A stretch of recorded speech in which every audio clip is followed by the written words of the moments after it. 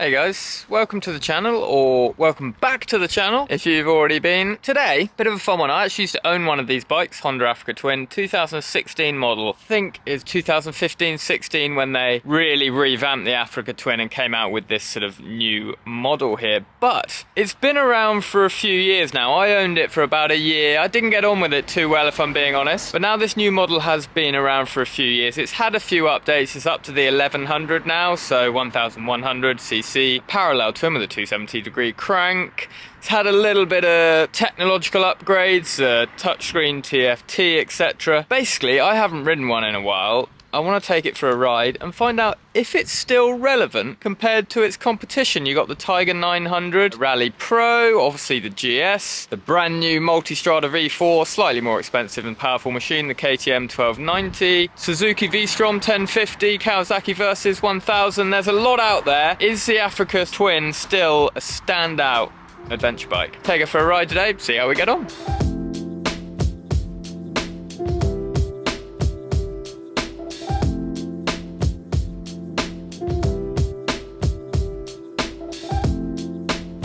Alright guys, so starting at £13,049. As I said, you've got, I believe it's a 1083cc roughly, parallel twin with a 270-degree crank, so nice and characterful, nice engine this. I mean, that is the standout point really of this bike. It's a really smooth yet really characterful engine. 102 horsepower, 105 Newton meters of torque. Today I've actually borrowed this bike from Abingdon, Oxford Honda, so many thanks, and a special thanks to Will for organising this ride and other rides like it. They're very helpful, very nice down there guys, so if you want to test ride Honda, any other bikes, give them a call and they will help you out. Also, they spec their bikes out really well. This has got the SC Project Adventure exhaust system on it, which sounds really nice. So let's hop on this rather tall girl, take her for a spin, and just remind ourselves, is the Africa Twin still any good?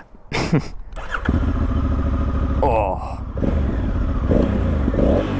I mean, that sound, this is a bit silly. The rider is responsible for operation of this, safe operations. Yes, we know.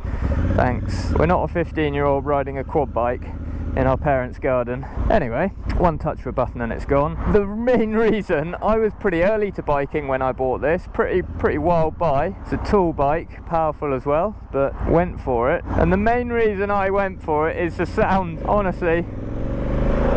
That engine, with whichever exhaust you opt for, just sounds epic.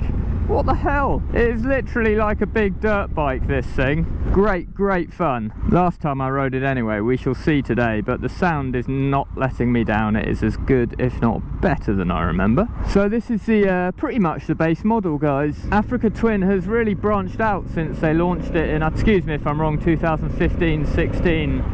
Since they heavily updated it. You know, they've increased the CC, this new TFT touchscreen, it's got a lot on it, really technical, lots of different rider modes, different configurable rider modes. You can change the engine, braking, traction control, power. It's really kitted out machine. Of course, you've got the Adventure Sports model with a 30-litre fuel tank, so quite a large fuel tank, a DCT, so dual clutch transmission, automatic gearbox.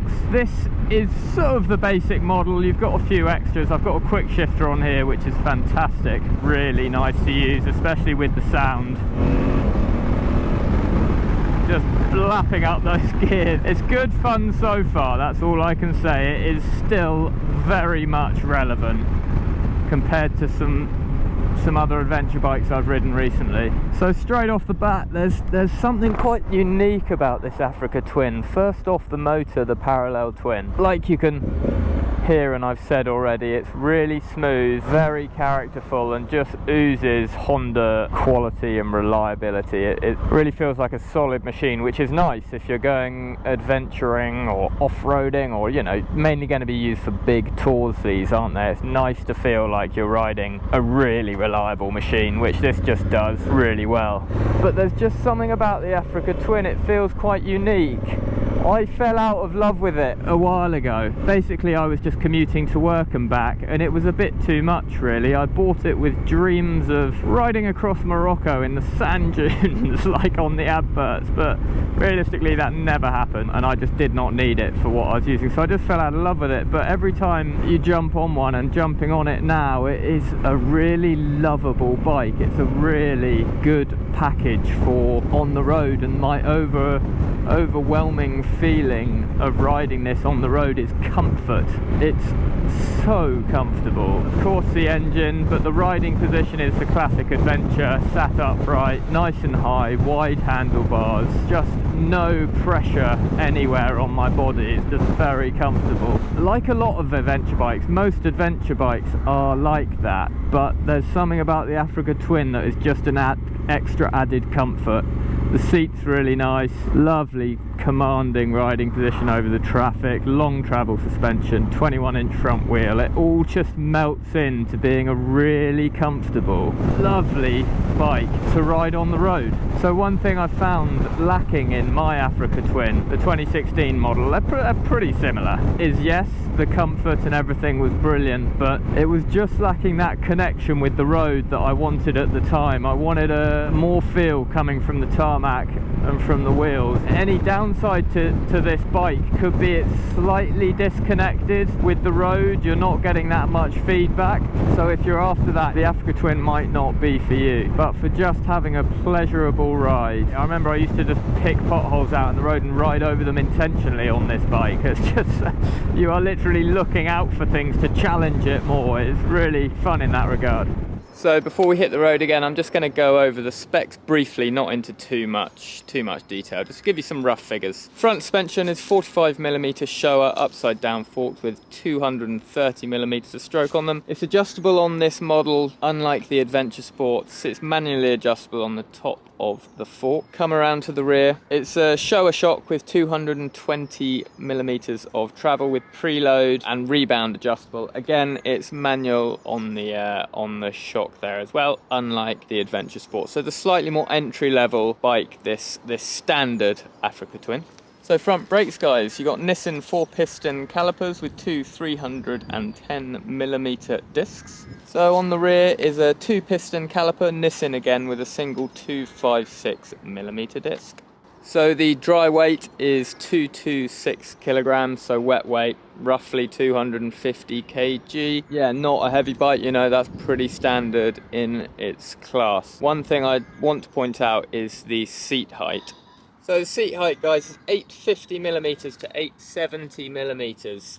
I'm 5'9" with a 32-inch inseam. I can, at a real push actually, I can flat foot it, but realistically, I'm on my tippy toes, excuse the term, manoeuvring this bike around, which is pretty standard for adventure bikes. But there is something about this Africa Twin, I've often struggled with the height. Just manoeuvring, you know, engine off, manoeuvring, manhandling around, etc. I've often found that a bit of a point with it, unlike other adventure bikes. I don't know why. Is the weight higher up? I'm not sure. Just a point that I feel like pointing out. Having said that, there is an option for a low seat height at 825mm, so if you are struggling, you can opt for that. To be fair, I didn't have that, and that would help out a lot, I should think. So one area I think the Africa Twin edges it almost on. In fact, I personally think, now looks are very subjective, but one area the Africa Twin edges it on all of its competition is the looks and the paint options you can go for on the Africa Twin. That was also a massive reason I bought mine that long time ago. It's just the looks. It looks so cool, and if you've ever been touring in Europe or wherever you live, you go touring, you do see a few of these Africa Twins around, and when you see them fully loaded up, you know, the TomTom on, the sat-nav, full panniers, top box, maybe a tent on the back, you're looking pretty cool and you're looking like you're going on a proper adventure. Big bonus the Africa Twin, and the looks are still killing it in my opinion. Fantastic looking bike. So there's a few little specs for you, but yeah, so far so good Africa Twin. She's still feeling pretty relevant to me. I really struggle to put my finger on this bike. I'm not falling in love with it, but I'm really enjoying it again, like I used to. For some reason I fell out of love with it, and I think it is that little bit of a disconnection with the road. If you're buying this for big touring and adventures, then I think it is fantastic, but if you're just commuting to work and back and not going too far, you might want something else.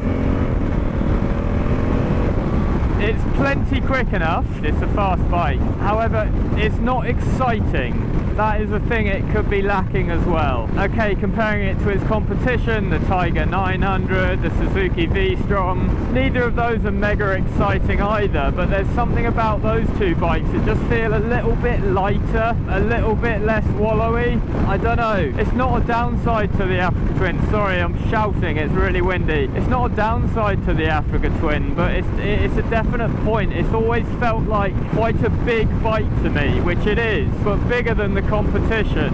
I don't know why that is, but there's benefits to that, you know. Jesus, it's windy. There's benefits to that in the comfort department, the high riding position, the off-road capabilities. So it's what you're looking for, really. I would want to stiffen the suspension up a touch. You do get some dive on it, on those front brakes coming into corners, but then I always feel on these sort of bikes, the adventure bikes, as soon as you start stiffening suspension up and doing all of these things to make it handle better on the road, well, you may as well have just bought, I don't know, a road bike, a sports tourer rather than an adventure bike. It feels going against the grain of buying an adventure bike. I was always reluctant to stiffen the suspension up on my Africa Twins. I was like, well, if I do that, then I should have bought the Tracer 900 or something. But that's just a bit silly, really. So overall, I apologise about the wind if you can't hear. It's really annoying. I can hardly hear a thing. Overall, is it still relevant? Of course it is. It feels just as technologically advanced. They've updated it over the years. It's right up there with its competition in the sort of middleweight to larger adventure bike capacity, not the biggest though. It's its own ride, it definitely is. It's a really good bike if you want it for the right purposes. For me personally, I'm annoyed because I love it. I love the smoothness of the engine, the character, the adventure vibes. It's a great ride. It's just possibly a little bit on the too soft side. I want a little bit sportier on the road. I want to be more connected to the road. I feel too disconnected. That's my main outtake from this ride actually today on the Africa Twin, reacquainting myself with her. I'm still mighty impressed, and more impressed than I remember, with the overall bike. It's just personally, and this is a really personal thing, so it may not be useful to you, but personally it's too soft. Is that the right word? Let's go with that. It's too comfortable, too soft. I want something a little bit sportier now. If I was going on a long trip, for example, from where I live to the south of France or something, this would be brilliant for that. It's just so comfortable, but I just don't do that every day. Fantastic bike that is right up there with its competition. Just a different style. If you've never ridden one, get out on one, because they are really cool, and it may just hit home with you. You may love it. Anywho, just a brief video there, reacquainting with the Africa Twin. You should do that every now and then. Reacquaint with your old bikes and see what you think of it again. I think my thoughts are pretty much the same as when I first had it. Anyway, I'm blabbling on now. I want to give a huge shout out to mental health awareness. Genuinely hope you're all doing well out there, guys. Coming into summer now, so things are looking up. Get out and lie out there like a lizard and soak up that sun. Many thanks to Oxford Abingdon Honda for the ride. See you on the next one, team. Enjoy your life on two wheels. Oh, AA's been called out for a Ducati, not for this Honda. Ciao Bella.